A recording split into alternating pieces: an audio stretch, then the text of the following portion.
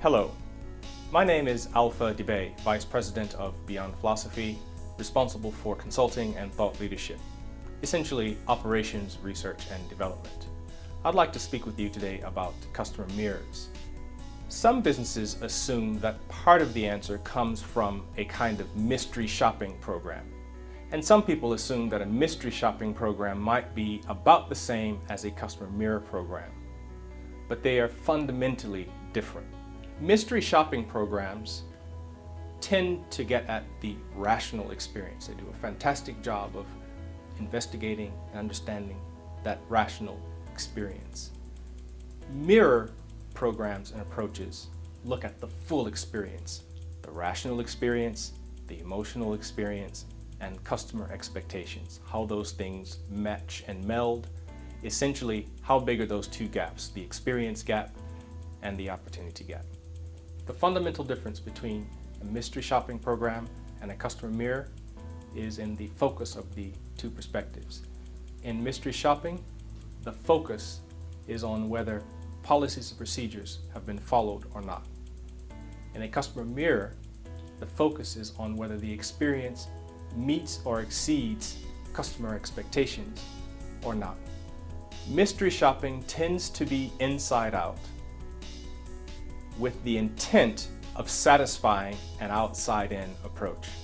In other words, the assumption in mystery shopping is that if our people follow our well-designed policies and procedures, we will meet or exceed customer expectations. In a mirror, we're not so concerned with that. Why? Because customers don't know generally what your policies and procedures are or should be. What they know is what should happen from their point of view. When those things match, fantastic.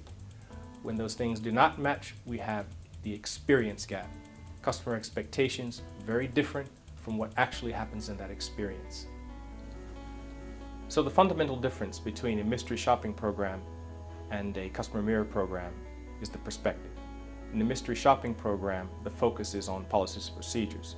So in this 2x2 box, what you can see from the mystery shopping point of view are two categories. The first is does not follow policies and procedures, and the second is follows policies and procedures. From the customer mirror perspective, you have does not meet customer expectations, and then of course on the other side you have meets or exceeds customer expectations. Management tends to make assumptions about where their program fits. And essentially, for most businesses, only two of these boxes are currently relevant.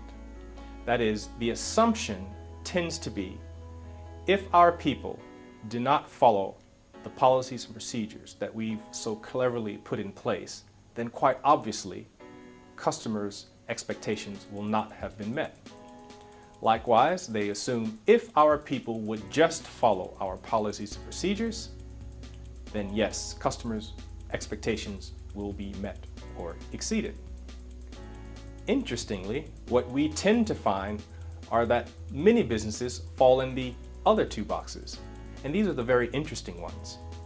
The first is, what happens or what does it mean when customers' expectations are met or exceeded, even though employees are not following policies and procedures? And the other interesting one is, what does it mean when our employees follow our policies and procedures, yet customer expectations have not been met? Essentially, what we're asking in a customer mirror is, what does it feel like to deal with your business from the customer's point of view, and what is it that customers are using to form their opinions? We're interested in the big things, but also the small things, the minutiae of your experience. Effectively, what we need to do with customer mirrors is tell the story of your experience from the point of view of the customer. But at the same time, we need to do this in a way that the business can take in a way that the business can process, in a way that the business can use. Typically, that means the business needs a kind of analytic approach to telling a story. So we've developed a method of telling that story that allows the business to use this for its management decision-making process. Thanks for listening. I hope you found that enjoyable and informative. You can find more information on our website, www.beyondphilosophy.com, and I look forward to the next time.